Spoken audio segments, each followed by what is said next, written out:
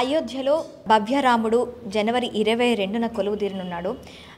ఈ క్రమంలో మన హైదరాబాద్ చుట్టుపక్కల ఉన్న రామ మందిరాల విశిష్టత ఏమిటి? చాలా పురాతన రామ మందిరాలు హైదరాబాద్ చుట్టుపక్కల అంతా కూడా ఉన్నాయి. మనకి ముఖ్యంగా తీసుకున్నట్లయితే లంగర్ హౌస్లో స్వయంభుగా వెలిసిన రామచంద్రమూర్తి మనకి సాక్షాత్కరించారు. హరి హరి హరి శ్రీ హరి నీ నామమే మాకు గతి, హరి హరి హరి శ్రీ హరి నీ నామమే సద్గతి, హరి హరి హరి శ్రీ హరి నీ నామమే మాకు గతి, హరి హరి హరి శ్రీ హరి నీ నామమే సద్గతి.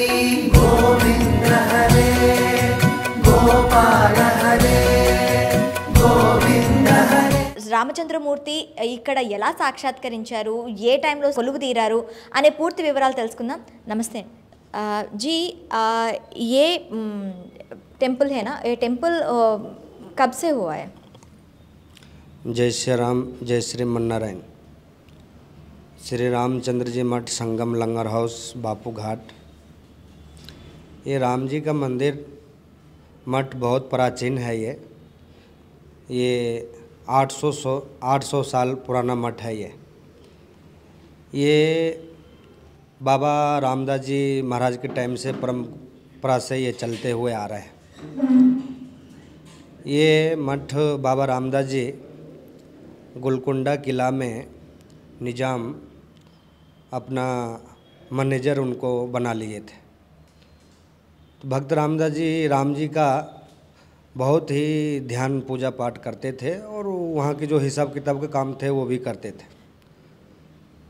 तो उनको बहुत दिन से राम जी का मंदिर बनाने की इच्छा था।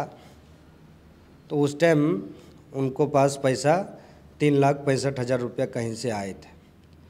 वो पैसा का भद्राचलम फर्स्ट राम जी का मंदिर बनाए। बाद में जब निजाम का हिसाब किताब का टाइम आया, हिसाब किताब हुए, तो निजाम पूछे ये पैसा कम हो गया।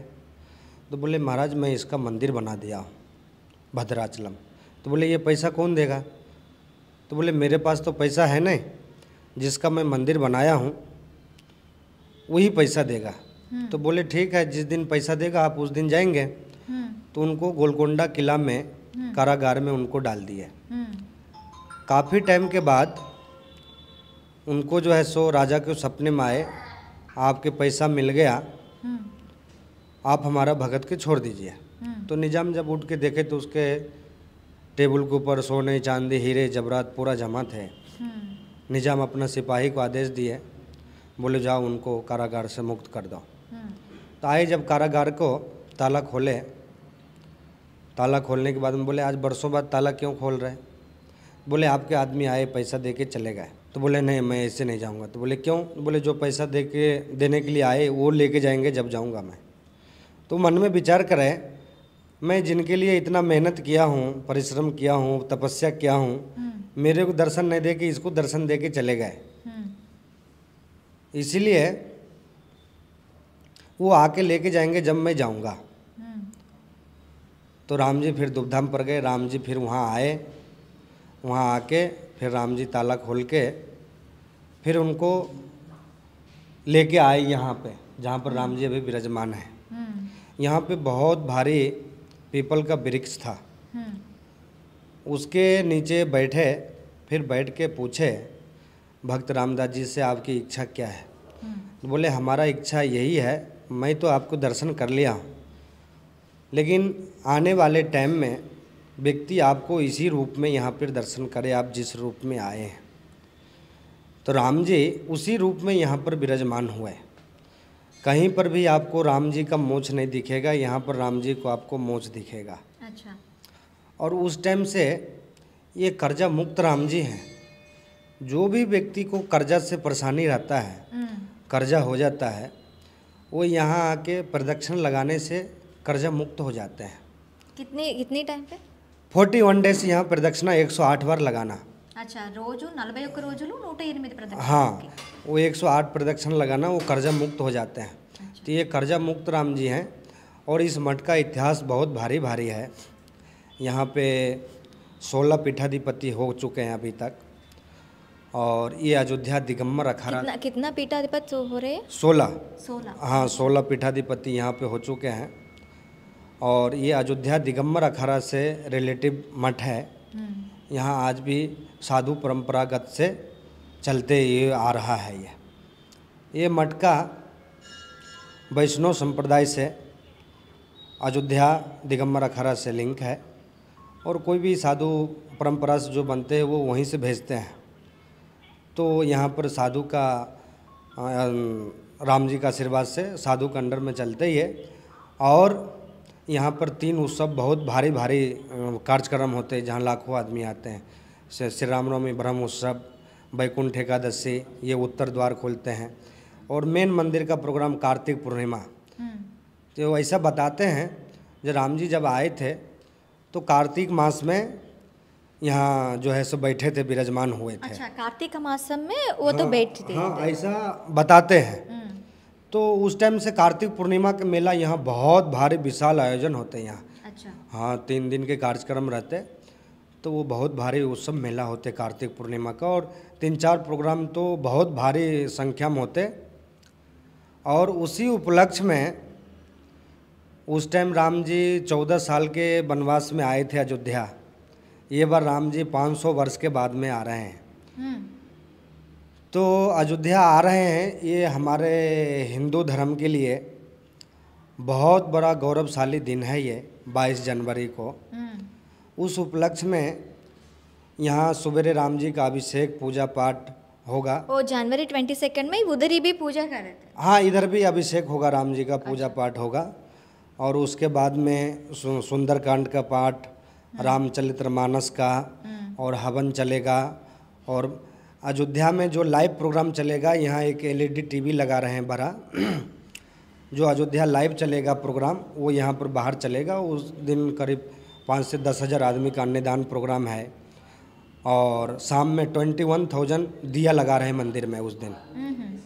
तो 22 तारीख ये हमारे हिंदुओं के लिए बहुत बड़ा गौरवशाली दिन है। और सभी हिंदू बंधु इसको अपने अपने तरीके से अपने अपने घर में दीपावली उस दिन ज़रूर मनाएं।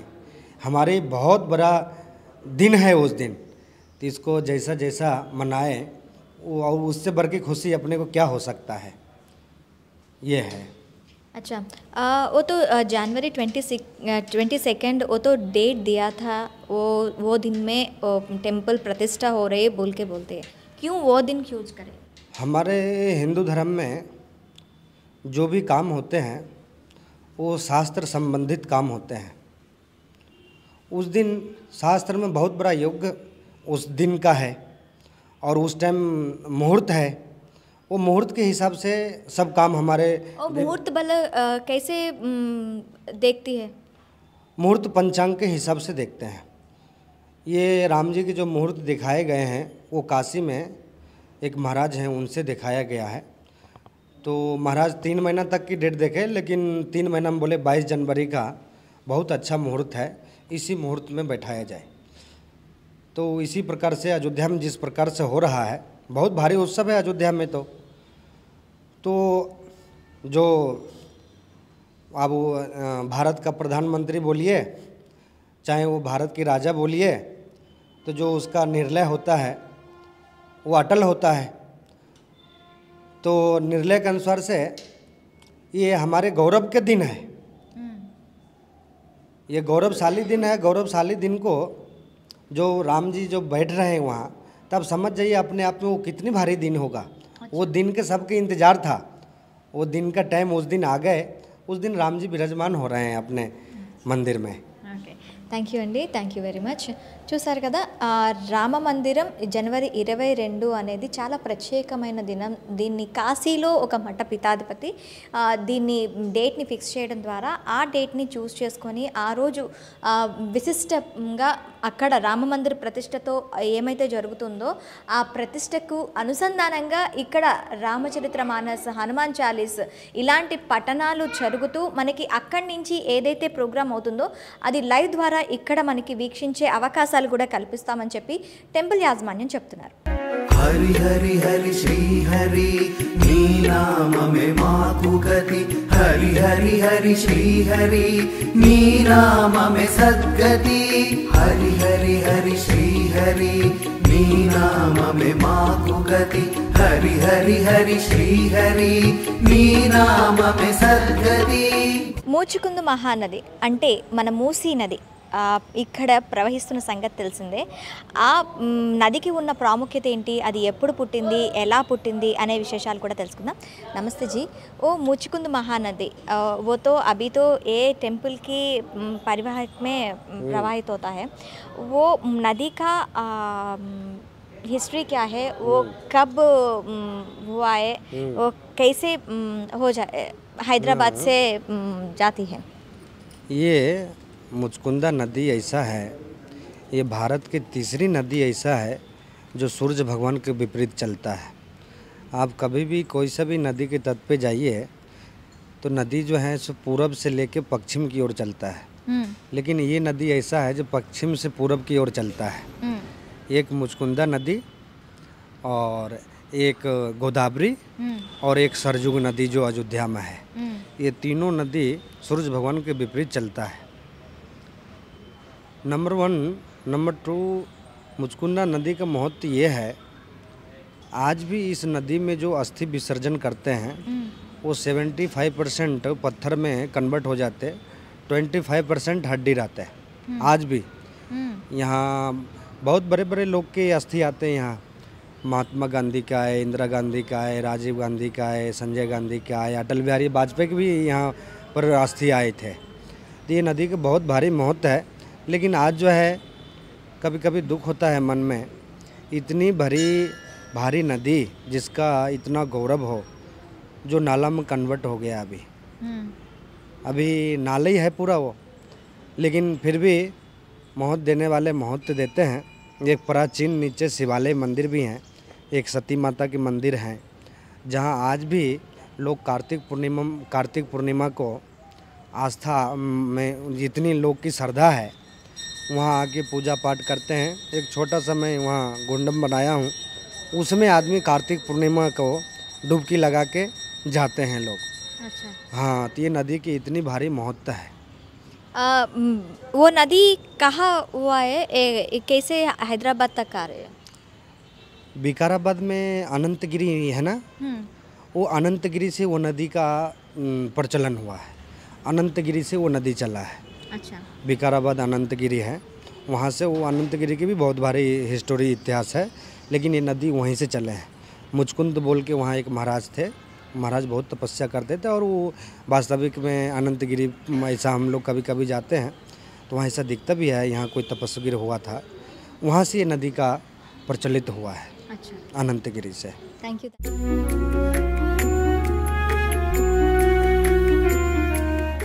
ప్రస్తుతం మనం లంగర్ హౌస్ దగ్గర ఉన్న సంగం గుడిలో ఉన్నాం. ఈ సంగం గుడి ప్రత్యేకత ఏంటంటే శ్రీరామచంద్రమూర్తి స్వయంభుగా వెలిసిన పుణ్యక్షేత్రంగా మనం చెప్పుకోవచ్చు. ఈ శ్రీరామచంద్రమూర్తి స్వయంభుగా ఎలా వెలిసారు, ఈ కథనంతా కూడాను మనం ఈ స్టోరీలో తెలుసుకుందాం. పదండి. हरि हरि हरि श्री हरि नी नाममे माकु गति हरि हरि हरि श्री हरि नी नाममे सद्गति हरि हरि हरि श्री हरि नी नाममे माकु गति हरि हरि हरि श्री हरि नी नाममे सद्गति.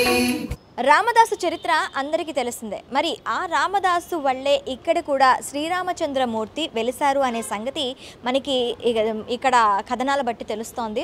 శ్రీరామచంద్రమూర్తికి ఎలాగైనా గుడి కట్టాలి అని ఉద్దేశించిన రామదాసు తన దగ్గర ఉన్న ఖజానా ఏదైతే రాజు ఖజానా డబ్బులు ఏవైతే జమ అయ్యాయో 3,60,000 రూపాయలతో మనకి భద్రాచలంలో రామాలయం కట్టిన సంగతి అందరికీ తెలిసిందే. అయితే ఆ రామాలయం కట్టిన తర్వాత తర్వాత ఆయన ఖైదు అవ్వటం ఇవన్నీ కూడా మనకి తెలిసిందే. ఎవరిస్తారు అంటే ఎవరి గురించి అయితే నేను గుడి కట్టానో వాళ్ళే వచ్చి ఇస్తారు, అంతవరకు నేను ఇక్కడ ఇలాగే కారాగారంలో ఉంటాను అని చెప్పి రామదాస్ చెప్పడం జరుగుతుంది. అయితే అప్పుడు నిజాం రాజుకి కలలో కనిపించి రామచంద్రుడు లక్ష్మణ సమేత సీతాదేవి వచ్చి మేము ఇగో నీకు శిస్తు కడుతున్నాము, ఆ రామదాసుని జైలు నుంచి విడిపించు అని చెప్పి ఆ నిజాం రాజుకి చెప్పడం జరుగుతుంది. నిజాం రాజు కలలో నుంచి తేరుకొని అక్కడ చూసేసరికి బంగారం నాణాలు ఇవన్నీ కూడాను మనకి సాక్షాత్కరించిన ఇది అంతా కూడా హిస్టరీ అంతా కూడా మనకు తెలుసు. ఆ తర్వాత ఏం జరిగింది అంటే రామదాసుకి ఖైదు నుంచి విడిపించమని నిజాం రాజు ఆజ్ఞ వేయగానే లేదు, నాకు ఎవరైతే మీకు కలలో కనిపించి చెప్పారో, మీకు ఎవరైతే శిస్తు కట్టారో వాళ్ళు వచ్చి నన్ను విడిపించి తీసుకెళ్తే కానీ వెళ్ళను అని చెప్పి మొరాయించు కూర్చున్నాడు. అప్పుడు శ్రీరామచంద్రమూర్తి ఆ రామదాసుకి దగ్గరికి వచ్చి రామదాస నీ భక్తికి మెచ్చాను అని చెప్పి సాక్షాత్కరించి నీకేం కోరిక కావాలి అని కోరుకున్నారంట.